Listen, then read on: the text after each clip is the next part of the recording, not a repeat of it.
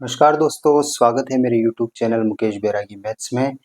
और आज हम बहुत ही महत्वपूर्ण विषय लेकर आए हैं और आज हम कक्षा 10वीं की मैथ से स्टार्ट कर रहे हैं, जिसका पहला वीडियो आज हम रिकॉर्ड करने वाले हैं। पहली क्लास आपके सामने प्रस्तुत होने वाली है और आज की जो क्लास रहेगी अध्याय 1 से हम शुरुआत कर रहे हैं और अध्याय 1 वास्तविक संख्याएं हैं और इसको आज हम बिल्कुल डीप में गहराई से समझने वाले हैं और आप सभी को ध्यानपूर्वक इस अध्याय को समझना चाहिए।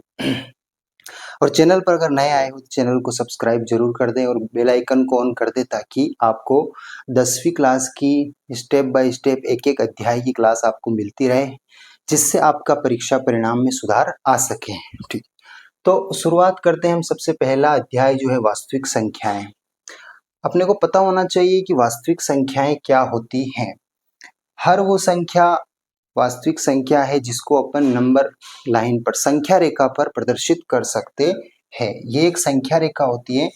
इस संख्या रेखा पर हम वास्तविक संख्याओं का प्रदर्शन कर सकते हैं। संख्या रेखा पर जब वास्तविक संख्याएं जो हम लिखते हैं, जैसे ये 0 है, 1 है, तो इस टाइप से जितनी भी संख्याएं होती है, बीच में 1/2 है और इस तरीके से जैसे कि करणी 3 है ना। तो यहाँ पर वास्तविक संख्या वे संख्याएं होती है जिनको अपन संख्या रेखा पर दिखा सकते हैं। अब इसको आपको मैं थोड़ा पार्ट में समझाता हूँ। सबसे पहले तो वास्तविक संख्या किन दो संख्याओं से मिलकर बनी है, तो उसमें मैं बताऊंगा कि सबसे पहले तो जो वास्तविक संख्या बनी है वह बनी है परिमेय संख्याओं से और इसमें और सम्मिलित होती हैं अपरिमेय संख्याएं। अपरिमेय संख्याएं। अब आपको ये पता होना चाहिए कि परिमेय संख्या क्या होती है और अपरिमेय संख्या क्या होती है। परिमेय संख्या के अंदर वे सब संख्याएं आती हैं जिनको, जो संख्याएं मापने योग्य होती हैं उनको परिमेय संख्याएं कहते हैं। तो परिमेय संख्या के अंदर कौन कौन सी संख्याएं आती हैं? प्राकृत संख्या आती है जो कि होती है 1, 2, 3 अनंत। दूसरी बात, परिमेय संख्या के अंतर्गत आती हैं 0, 1, 2, 3 अनंत। ये पूर्ण संख्याएं हैं। इसके अलावा परिमेय संख्या के अंतर्गत आती है पूर्णांक संख्याएं जो जिसमें 0, 1, 2, 3 अनंत और -1, -2 और ये अनंत, ये पूर्णांक है। और चौथा प्रकार जो है वह परिमेय संख्याएं, यानी कि वे संख्याएं जिनको अपन P/Q के रूप में लिख सकते हैं और जहां P व Q क्या होता है? पूर्णांक होना चाहिए। P व Q क्या होना चाहिए? पूर्णांक होना चाहिए। पूर्णांक हो परंतु Q 0 के बराबर नहीं होना चाहिए। यानी कि हर वो संख्या परिमेय संख्या है जिसको अपन P/Q के रूप में लिख सकते हैं और P व Q पूर्णांक होना चाहिए और जो नीचे वाला है वह 0 के बराबर नहीं होना चाहिए। तो वे सभी संख्याएं परिमेय संख्या कहलाती है। उदाहरण से देख सकते हैं जैसे कि 2/3 ये एक परिमेय संख्या है। क्यों है? क्योंकि अंश और हर दोनों पूर्णांक है और हर नीचे वाला 0 के बराबर नहीं है। परंतु क्या यह एक परिमेय संख्या है? नहीं है, क्योंकि यहाँ पर हर 0 के बराबर आ गया है, इसलिए ये परिमेय संख्या नहीं है। ये परिमेय संख्या है। इसके अलावा और उदाहरण देख सकते हैं अपन कि -3/7 ये भी परिमेय संख्या है। क्यों है? क्योंकि -3 भी एक पूर्णांक है और 7 भी एक पूर्णांक है। तो इस तरीके से ये जितनी भी संख्याएं बताई मैंने, ये सब की सब परिमेय संख्या कहलाती है। और अपरिमेय संख्या क्या होती है? कि वे संख्याएं जिनको अपन P/Q के रूप में प्रदर्शित नहीं कर सकते हैं। P/Q के रूप में प्रदर्शित जब अपन संख्याओं को नहीं कर सकते हैं तो वे संख्याएं अपरिमेय संख्या कहलाती, जिनको P/Q के रूप में प्रदर्शित नहीं किया जा सकता है। तो कौन कौन सी संख्याएं होती है? जैसे करणी 3, करणी 5, पाई, ये सब वो संख्याएं हैं जिनको अपन P/Q के रूप में नहीं लिख सकते हैं। तो ये अपरिमेय संख्याएं हैं। तो वास्तविक संख्या किससे मिलकर बनती है? परिमेय संख्या और अपरिमेय संख्या से मिलकर बनती है। तो इन दोनों से मिलकर वास्तविक संख्या बनती है। तो आपको वास्तविक संख्या क्या होती है समझ में आ गया होगा। अब अपन इसके आगे बढ़ते हैं और क्लास को आगे बढ़ाते हैं और नई चीज समझते हैं, जिसके अंतर्गत क्या आता है वो अपन देखने की कोशिश करते हैं।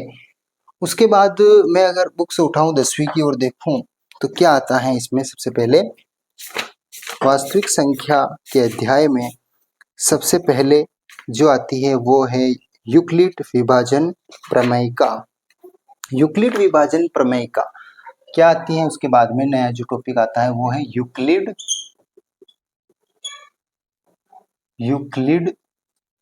विभाजन प्रमेयिका। प्रमेयिका यूक्लिड विभाजन प्रमेयिका यह क्या होती है इसको अपन समझेंगे। यूक्लिड विभाजन प्रमेयिका एक ऐसी प्रमेय है जो आपको महत्तम समापवर्तक निकालने में मदद करती है। प्रमेय का कथन नहीं समझते हुए अपन डायरेक्ट एक उदाहरण के माध्यम से समझेंगे कि ये किस तरीके से किन्हीं दो संख्याओं का महत्तम समापवर्तक निकाल सकती है। सब उससे पहले आपको ये पता होना चाहिए कि महत्तम समापवर्तक क्या होता है। जैसे कि उदाहरण से समझते हैं अपन कि एक तरफ तो है 48 और एक है 16। तो ये दो संख्याएं हैं, इनको ध्यान से देखो आप। 48 और 16 ये दो संख्याएं हैं और इनका महत्तम समापवर्तक क्या होगा, यानी कि इन दोनों को विभाजित करने वाला सबसे बड़ा अंक क्या होगा जो इनको जल्दी से विभाजित कर दे। उदाहरण के लिए आपके पास यहाँ पे जैसे लिखा हुआ है 48 और 16, ठीक है। तो इसको महत्तम समापवर्तक को निकालने का तरीका हमारे पास पहले भी था। तो जो पहले वाला तरीका था वह क्या था कि 48 के अपन यहाँ पर अभाज्य गुणनखंड करते हैं और 16 के भी अपन अभाज्य गुणनखंड करते हैं। तो 48 के अभाज्य गुणनखंड करते हैं तो क्या आता है। अभाज्य गुणनखंड का मतलब आप जानते हो कि अभाज्य संख्याओं से यहाँ भाग लगाना है। और अभाज्य संख्या और भाज्य संख्या क्या होती है इसके बारे में भी आपको बता देता हूँ इससे पहले, ताकि आपका बेसिक बिल्कुल ठीक हो जाए। तो इन चीजों को जानने से पहले आप ये जान लो कि भाज्य और अभाज्य संख्याएं क्या होती हैं। तो भाज्य संख्या क्या होती है, भाज्य संख्या क्या होती है। तो भाज्य संख्या वह संख्या होती है जैसे कि शुरुआत कहाँ से होती है गिनती की, 1 2 3, ये इस तरह से गिनती अनंत तक जाती है। तो इसमें क्या होता है, भाज्य संख्याएं भी है और अभाज्य संख्याएं भी है। कैसे पता चलेगा कि कौन सी संख्या भाज्य और कौन है अभाज्य। तो एक चीज आपको ध्यान में रखना चाहिए कि एक जो है वह न तो भाज्य है और न अभाज्य है। बात करते हैं 2 की, तो 2 क्या है, तो 2 जो है वो अभाज्य संख्या है। 3 भी अभाज्य संख्या है। 4 भाज्य संख्या है।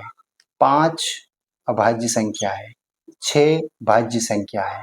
7 भाज्य संख्या है। 8 भाज्य संख्या है। तो इस तरीके से चलती रहेगी। क्यों है ये भाज्य संख्या और क्यों ये अभाज्य संख्या है इसके बारे में भी आपको थोड़ा बता देता हूँ। मैंने एक वीडियो बना रखा है भाज्य और अभाज्य के ऊपर, पर हल्का सा आपको बता देता हूँ कि क्या होती है।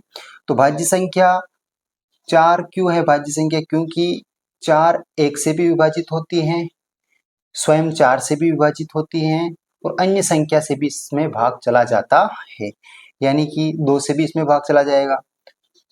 तो वे संख्याएं जिसमें 1 का भाग जाता है, स्वयं का भाग जाता है और अन्य संख्या का भी भाग जाता है, भाज्य संख्या कहलाती है।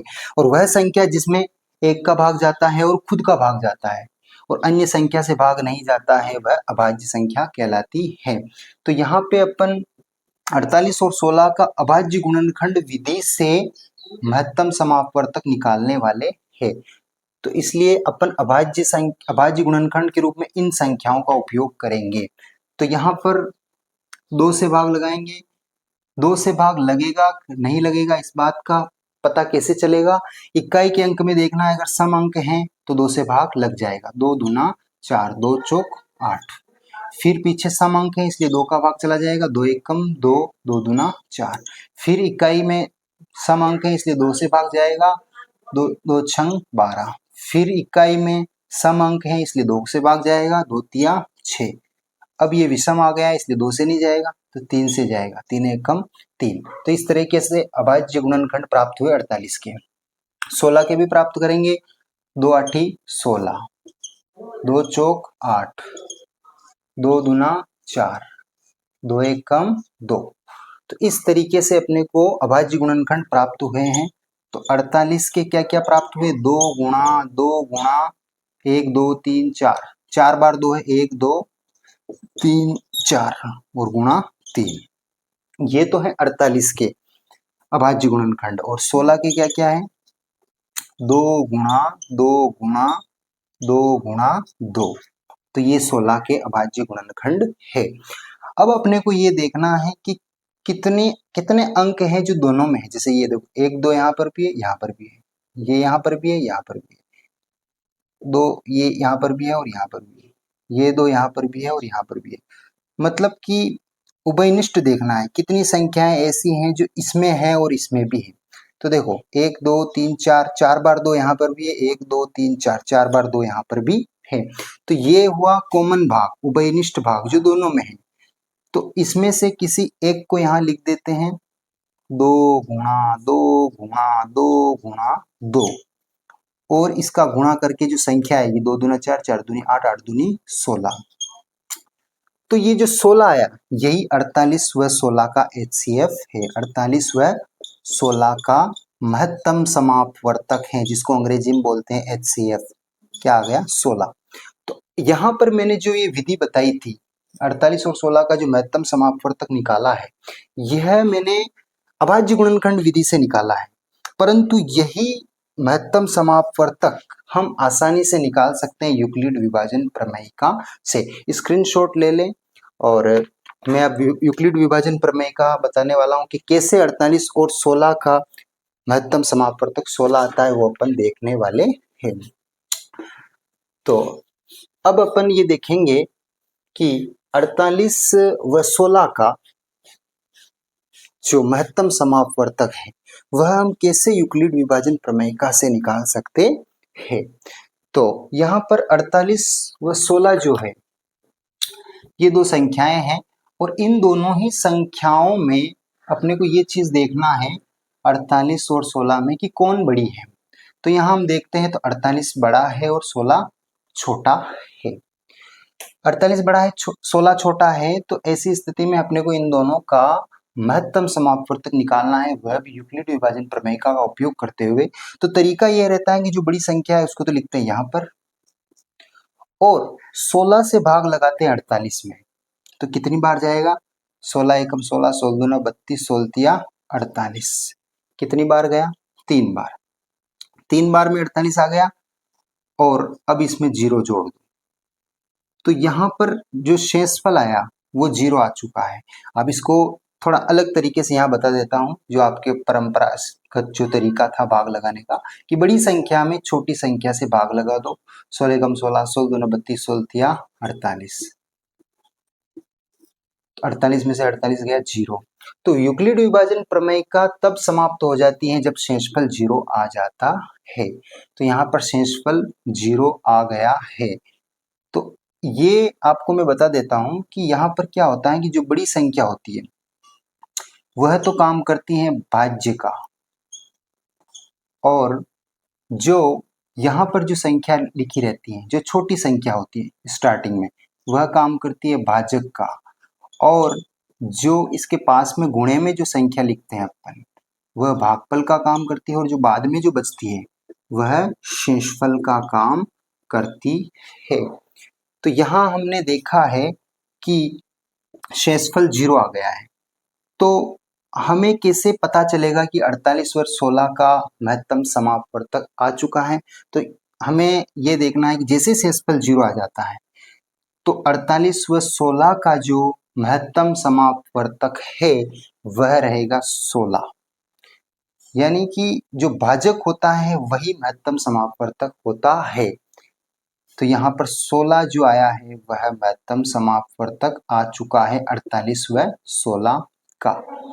तो यही 16 हमने अभाज्य गुणनखंड विधि से भी निकाला था और यही 16 हमने यूक्लिड विभाजन प्रमेय से भी निकाला है।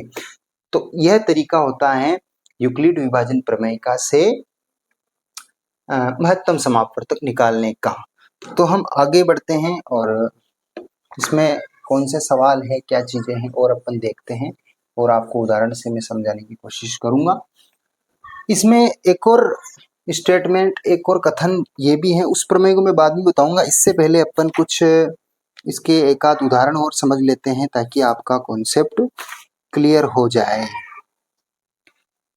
जैसे कि 135 और 225, एक और उदाहरण लेते हैं, आपको जल्दी समझ में आएगा। 135 और 225, इसमें भी अपने को यूक्लिड विभाजन प्रमेय का उपयोग करते हुए इनका महत्तम समापवर्तक निकालना है। कथन आप किताब में से देख सकते हो, समझ में आ जाएगा। अपन इस प्रमेय का डायरेक्ट सवालों पर उपयोग कर रहे हैं और समझ रहे हैं कि कैसे ये प्रमेय काम में आती है। तो 135 और 225 में तुरंत चयन करो कि बड़ी संख्या कौन सी है। तो 225 बड़ी है और 135 छोटी है। तो जो बड़ी संख्या होती है वह तो लिखाएगी यहाँ पर और बराबर लगाएगा, और जो छोटी संख्या है वह काम करेगी भाजक का, यानी 135 से भाग लगाना है 225 में। तो कितनी बार भाग जाएगा, यहाँ कुछ समझ में नहीं आता है तो आप इधर साइड में कर सकते हो। तो 200 तो लगाया भाग 135 से, एक बार ही जाएगा क्योंकि 135 का डबल करेंगे तो 200 और 270 जाएगा, जो कि ज्यादा हो जाएगा, एक बार ही जाएगा। तो 135 एक कम 135, 5 में से 5 गया 0, 2 में से 3 नहीं जाता, 22 में से 13 गया तो 7 और 2 9, 90, 90 बचा।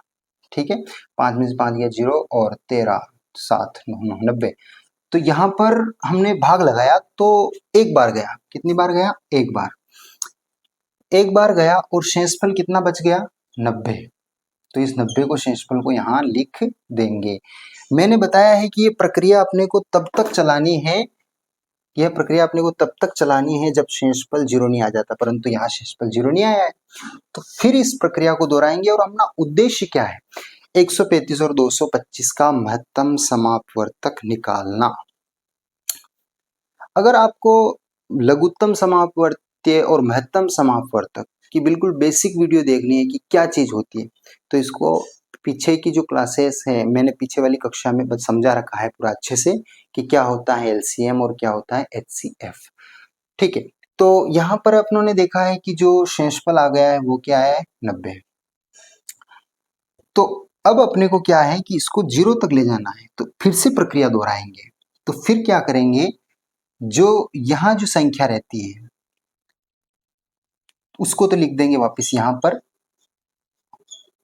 ठीक है, और अब अपन क्या करेंगे, 90 से भाग लगाएंगे। किससे लगाएंगे, 90 से भाग लगाएंगे 135 में।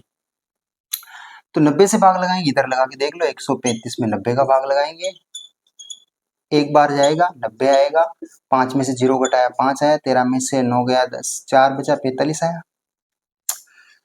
तो यहाँ हमने देखा है कि शेषफल 45 आया है, तो इसका मतलब एक बार जाएगा, एक बार गया, एक बार जाने पर 90 आया और अभी भी शेष 45 बच रहा है। फिर ये प्रक्रिया दोहराएंगे। तो अब की बार वापस ये भाज्य का काम करेगा 90, और जो शेषफल होता है वह भाजक का काम करता है, तो यानी 45 ये जो है यहाँ लिखा गया। और अब अपने को देखना है कि 45 के पहाड़े में 90 कितनी बार में आता है, तो 2 बार, 45 दूना 90, यानी कि इसमें इसका भाग लगाया तो 2 बार में आ गया, तो पूरा 90 आ गया। अब कुछ नहीं बचा, शेषफल 0। तो जैसे ही शेषफल 0 आ जाता है तो उस भाजक को पकड़ लेना है जो अभी अभी आया है, और वही भाजक हमारा महत्तम समापवर्तक होगा। यानी 135 और 225 का जो महत्तम समापवर्तक है वो 45 है। तो मुझे विश्वास है आपको यूक्लिड विभाजन प्रमेय का सवालों पर कैसे प्रयोग करते हैं और कैसे महत्तम समापवर्तक निकालते हैं वो समझ में आ गया होगा, और इसको स्क्रीनशॉट ले सकते हैं आप। अब अपन अगले टॉपिक पर बढ़ते हैं इसी अध्याय के, और 2 उदाहरणों से हमने समझ लिया है। अब अपन आगे की क्या क्या पॉइंट रहने वाला है उसको देखते हैं कि क्या इसमें आ रहा है। मैं बुक्स में चेक कर लेता हूँ। इसमें यूक्लिड विभाजन प्रमेय से एचसीएफ निकालना ये सीख लिया है हमने।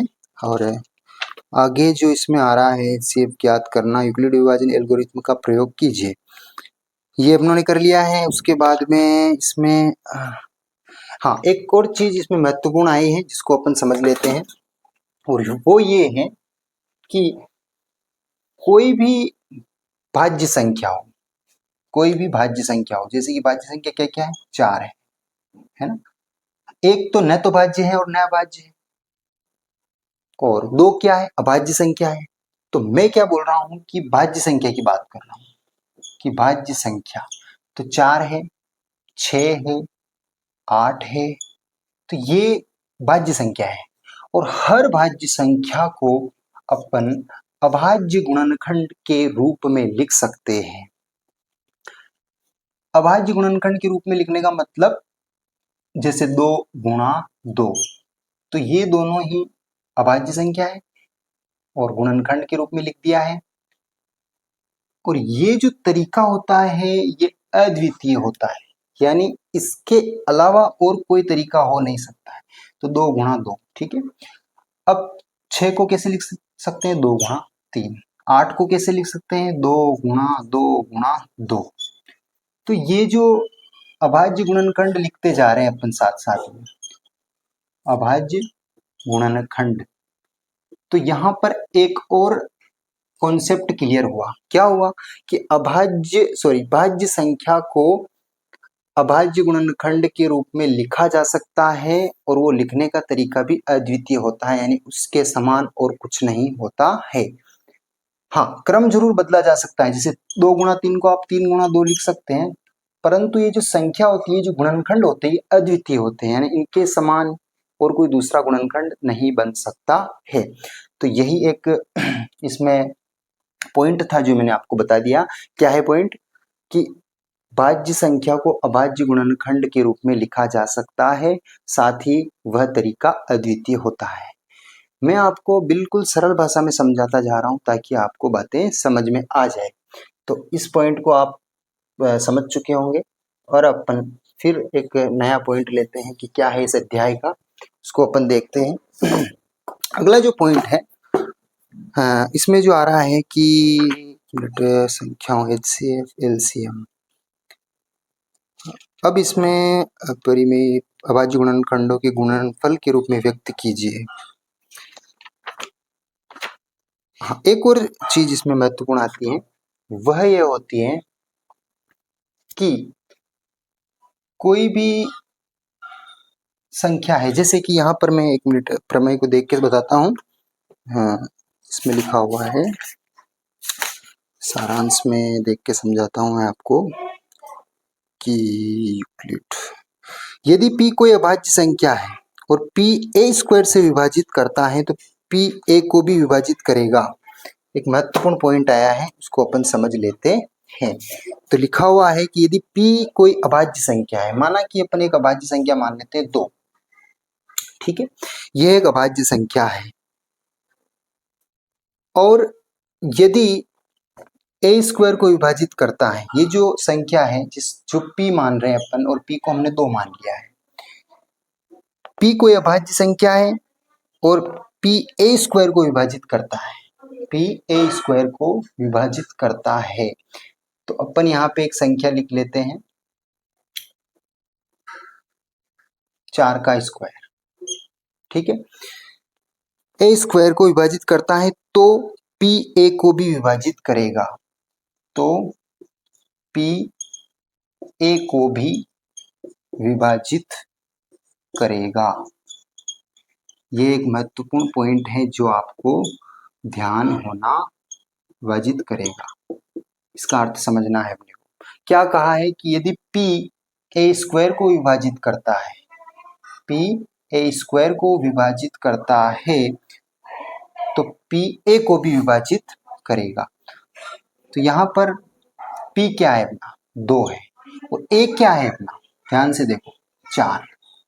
तो इसका अर्थ है 2 4 को भी विभाजित करेगा। इसी बात से हम ये बात पकड़ सकते हैं कि 2 4 को भी विभाजित करेगा। तो यह एक सत्य कथन है जो आपको ध्यान रहना चाहिए। इसका प्रयोग अपन अभी जो करणी 3 एक अपरिमेय संख्या है उनको सिद्ध करने में इसका प्रयोग होगा।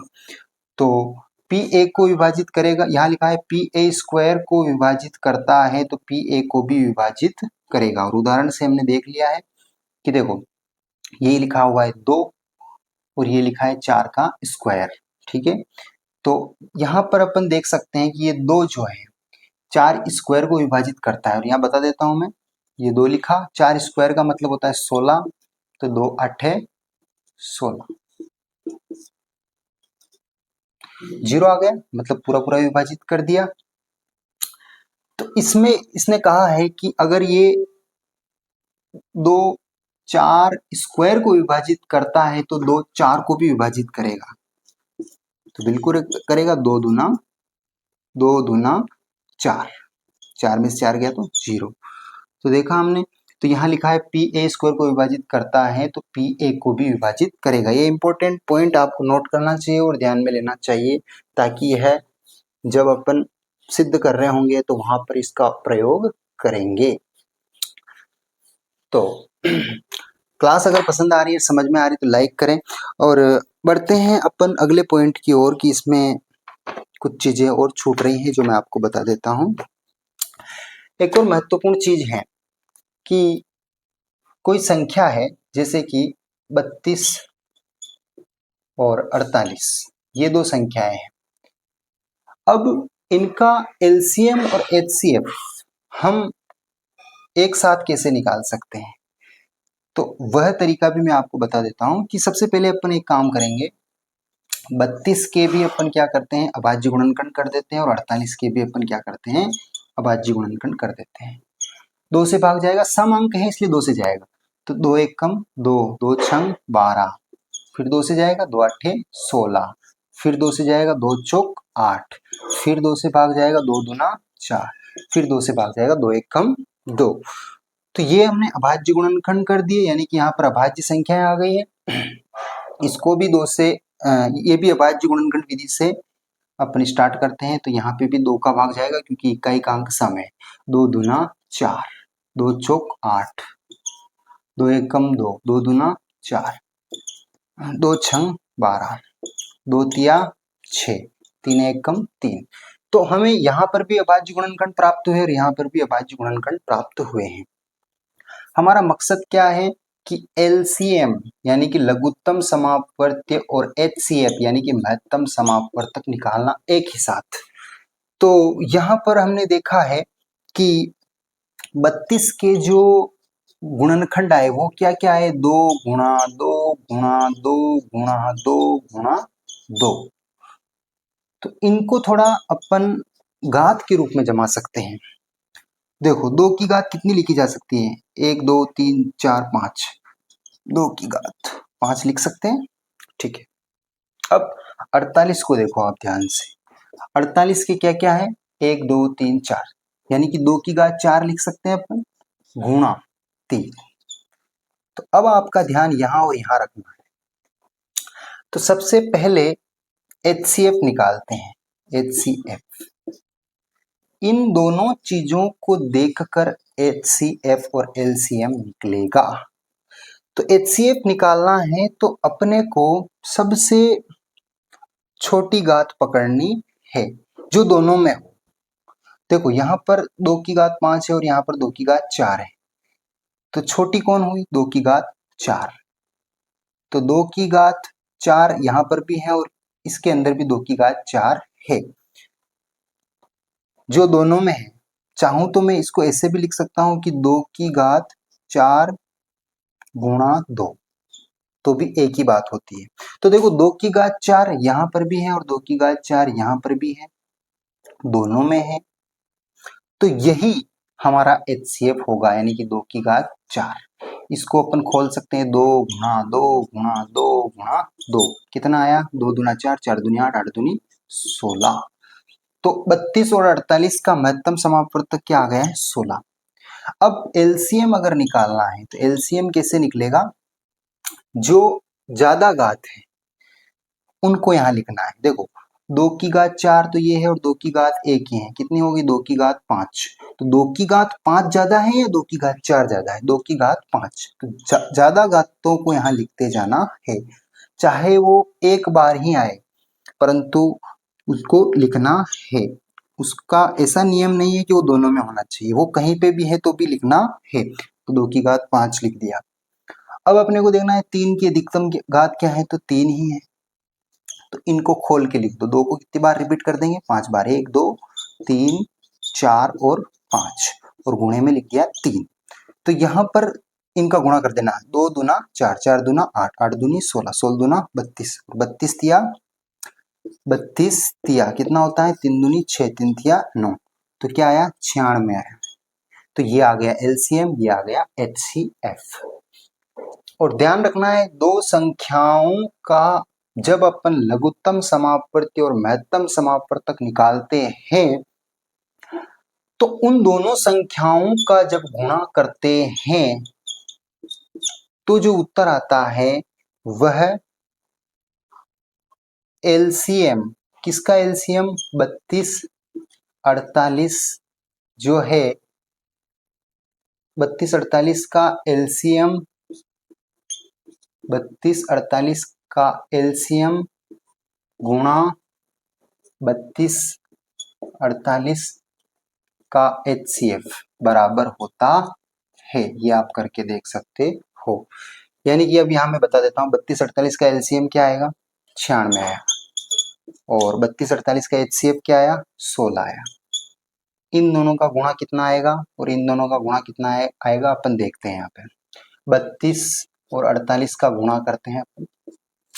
8 दूनी 16 के 6 हासिल 1, 8 दूनी 16 8 तिया 24, 4 दूनी 8, 24 और 8 कितना होता है? 32। 24 8 32 ने 1 33, 33 के 3 हासिल 3, 4 दूनी 8 छत्री 12, 13 14 15, 1536 आया है। ठीक है, इन दोनों का गुणा और इनका कितना आता है? 96 और 16, 6 6 36 के 6 हासिल 3, 9 दूनी 18 29 27 9 चौक 9 5 9 छंग 54 और 6 एकम 6, 54 और 6 60, 61 62 63। तो 96 और 16 इन दोनों का जो मल्टीप्लिकेशन हुआ है थोड़ा एक बार रीचेक कर लेते हैं अपन स्टेप बाय स्टेप। 6 6 36, 36 के 6 हासिल, कुछ मिस्टेक हुई होगी। 6 6 36 के 6 हासिल 3, 6 9 2 18 27 9 चौक 9 5 42 9 छंग 54, 54 55 56 57, 57 के 7 हासिल 57 के 57 आ गए। ठीक है, और वापिस गुणा होगा एक का, एक छंग 6, एक निम 9, इनको जोड़ देते हैं। तो 6 6 6 12 और 13 के 3 हासिल 1, 5 ने 1 6, 6 और 9, 6 और 9 15। तो हमने देखा यहाँ पर भी 15 36, यहाँ पर भी 15 36, यानी इन दोनों का गुणा किया तो भी क्या आया? 15 36 आया। और इन दोनों का गुणा करेंगे तो भी 15 36 आता है।